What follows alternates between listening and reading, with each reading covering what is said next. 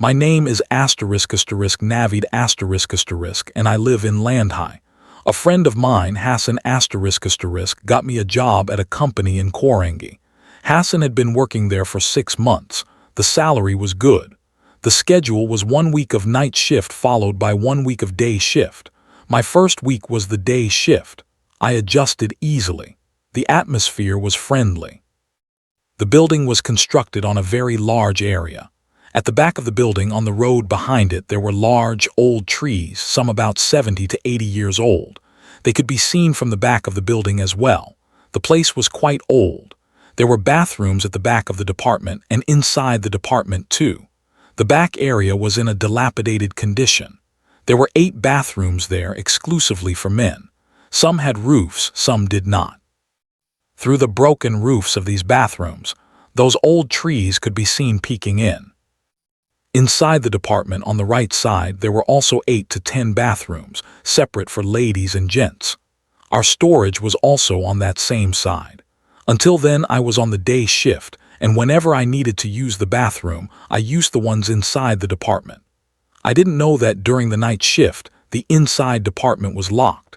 If you needed to use the bathroom, you had to use those dilapidated ones at the back. Lunch was available at the mess. Everything was going well so far. Because of Hassan, I felt comfortable. We completed the whole week together on the day shift. Now it was my first day of the night shift. Hassan and I arrived at the scheduled time. Everything was going perfectly normal. I was sitting at my machine, working and listening to songs as usual. Hassan had told me that during the night shift there were fewer people. Today was no different. Hassan was sitting at some distance from me. We planned to take a break around 2 a.m. and go outside for some tea. The others were also busy with their work. It was about an hour until 2 a.m. I felt the need to use the bathroom. I set my work aside and stood up. Hassan was bent over his machine, focused on his work. He didn't notice me leaving. I went straight to the right side of the department, but it was locked. I knew about the back bathrooms, so I headed that way without any worry. As I descended the stairs and moved toward the back, nothing unusual crossed my mind. I was listening to songs and humming to myself. I didn't think about how silent the night was or how dangerous the place might be. I only became aware when I felt as if someone was walking alongside me. The sound of footsteps was clearly audible. When I turned around, there was no one there. Now I felt a slight fear, but I had already reached the bathrooms. I could see the 8 bathrooms lined up in front of me. Behind them, those old, large trees were peeking in. A single bulb was burning at this spot, its light spreading around, but it felt quite frightening. Sweat broke out on me. I was still in this dilemma of whether to go inside or not. I turned my neck and looked right, left, and even ahead and behind to shake off my fear. Looking around didn't help much, but one good thing happened. I saw the factory watchman standing at the spot where I had come from. The distance was considerable. In the dim light, I couldn't see his face, but I felt reassured that a person was standing there. Comforted, I moved toward the bathrooms. On the outer wall was a dirty switch board with broken, thick buttons. I turned on all the switches. What did I care about saving electricity? If there was some light, it would reduce the frightening atmosphere. Thankfully, every bathroom had a light and it was working. I checked 2 bathrooms but couldn't decide. The third one was clean and in good condition, but its roof was broken and the tree was peeking through. I entered that bathroom and had just closed the door when suddenly someone knocked loudly on the door. I was startled. I called out, "Brother, I just came in. You can go to another bathroom. All the others are empty." Then there was another loud knock. Now I was getting angry. I said loudly, "Get lost, don't bother me." I really thought it was my friend Hassan playing a prank. I added, "Hassan, please don't bother me." The knocking stopped. I assumed it was Hassan's mischief. When I tried to come out, the door was locked from the outside. I was a little surprised. I pulled the door again, but it was indeed locked. Now I was panicked. I was also angry at Hassan. There was a limit to jokes. I called out loudly, "Hassan, open the door, please open the door." But no answer came. Suddenly, the sound of water falling started from the adjacent bathroom as if someone was bathing. I called out there too, "Brother, someone has locked the door from outside. Please open it." Then suddenly, a terrifying scream-like voice came, as if a woman's throat was being cut and she was saying, "Now you cannot leave." The voice was so loud and terrifying that I lost my senses. I started crying. I also tried to climb over the wall, but it was too high and there was nothing nearby to step on. Suddenly, I heard someone's voice from outside, talking on a mobile phone. I immediately banged on the door loudly, but that person also ran away. Perhaps he thought, who would be banging on a locked bathroom door at this hour of the night? That incident I remember to this day. I don't want to think about it. Even if the thought comes, my hair stands on end. I called out to Allah in my heart, "Oh Allah, help me." At that same moment, someone whispered in my ear, "Tonight is your last night." The voice was so clear as if someone had spoken directly into my ear. I became completely frozen. I didn't know what to do.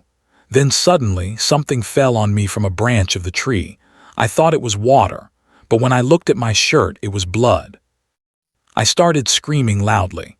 Then I heard the sound of running footsteps as if many people were running toward me. I heard someone's voice. I shouted, "Brother, open the door." When they pulled the door, it opened easily, even though just moments earlier it had been locked.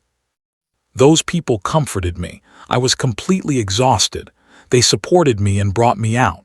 They gave me water. I told them everything. One man said, "Brother, at night, going alone to such deserted bathrooms is dangerous, especially when they are dilapidated." "But there was a guard here," I said.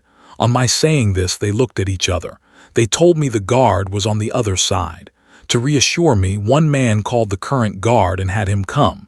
He said he hadn't come to this side at all. I was looking at the guard's face. He was indeed telling the truth.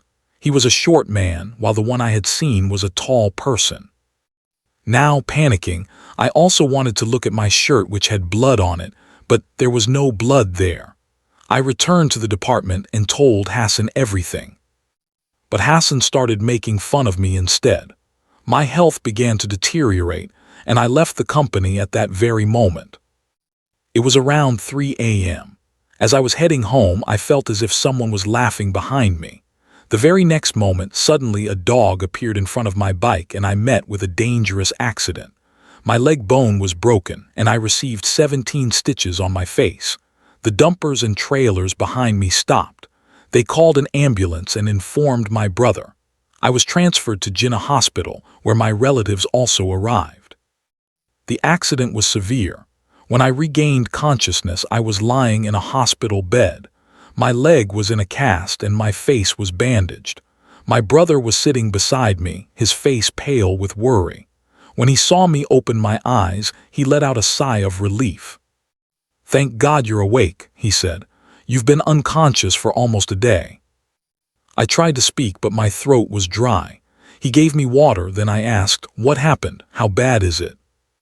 He told me that my leg bone was broken and I had received 17 stitches on my face. The doctor said I was lucky to be alive. If the dumper behind me had been a second faster, I wouldn't have made it. I told him everything that had happened at the factory, the locked bathroom, the whispers, the blood on my shirt, and the guard who wasn't there. He listened carefully, his expression changing from concern to seriousness. When I finished, he said, "I know that factory. One of my friends used to work there years ago. He told me strange things about the back area. He said that place was haunted. Some workers even refused to go there at night. That's why they eventually built new bathrooms inside the department." He paused, then added, "My friend also said something else. He said that years ago, a woman was murdered near those old trees at the back of the factory. They never found the killer, and ever since, people have reported seeing a shadow near the back bathrooms at night." A chill ran down my spine. I remembered the voice I had heard, the scream of a woman, and then those words, "Now you cannot leave." And then the whisper, "Tonight is your last night." I had survived, but barely. I spent the next few weeks recovering at home. My family took care of me. They didn't ask too many questions, perhaps because they could see the fear in my eyes. I didn't go back to that factory. I resigned from the job. Hassan called a few times to ask about my health. He apologized for making fun of me and said he believed my story now. But I never went back. Even today, when I think about that night, my body tenses up. I avoid going to empty places at night, especially bathrooms. I always make sure someone is with me. The voice still echoes in my mind sometimes, especially on lonely nights when everything is quiet. Tonight is your last night. I know it's been years. I know I'm safe. But the fear never fully leaves. It lives in the corner of my mind, waiting for a moment of weakness. I am sharing this story now to warn others. If you work at night, especially in old buildings or factories, be careful. Do not go to isolated places alone. And if you ever hear a voice that tells you that tonight is your last night, do not ignore it. It may be a warning. It may be a threat. But above all, it is real. This is my cousin's story. I am just the messenger, but his fear has become mine too. That night after the accident, when I was lying in the hospital, I thought about the guard I had seen, the tall figure standing in the distance, the one who had disappeared when I needed him. Who was he? A ghost? A jinn? Or something else entirely? I don't know. I never found out. But I do know that the bathroom door was locked from the outside, even though no one was there. I know that the blood on my shirt disappeared. I know that the voice in my ear was as real as the pain in my leg. I don't talk about it often. When I do, people laugh. They say it was just a prank or my imagination or the result of working too hard. They don't understand. They weren't there. I think about Hassan sometimes. We are still friends, but we don't talk about that night. He knows better now. He doesn't make fun of me anymore. If you work in a factory or anywhere with a night shift, remember this story. Remember the 8 bathrooms at the back. Remember the old trees peeking through the broken roofs. And remember the voice that said, "Tonight is your last night." It may not come for you, but it came for me. And I barely escaped.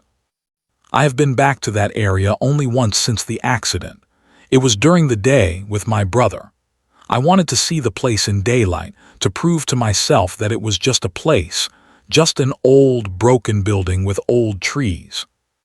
When we got there, it looked different. The back area was still there, but it looked ordinary. The trees were just trees. The bathrooms were just bathrooms. The fear I had felt that night seemed distant, almost silly. But I didn't go near the bathrooms.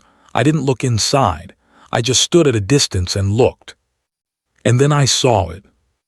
On the wall of one of the bathrooms near the door there was a mark, a handprint. It was small like a woman's hand, and it was dark like dried blood.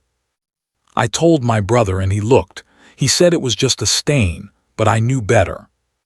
That handprint was the same size as the one I had imagined on my shirt, the one that had disappeared in the morning, the one that had told me, without words, that I had been marked.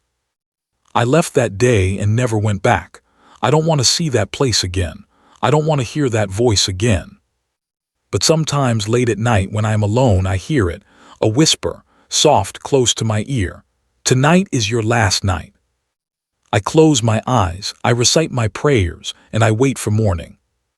The morning always comes, but the fear never fully goes away. This is my cousin's story, and now it is yours. Be careful out there. Be careful at night. And always stay away from places that feel wrong. Because sometimes they are.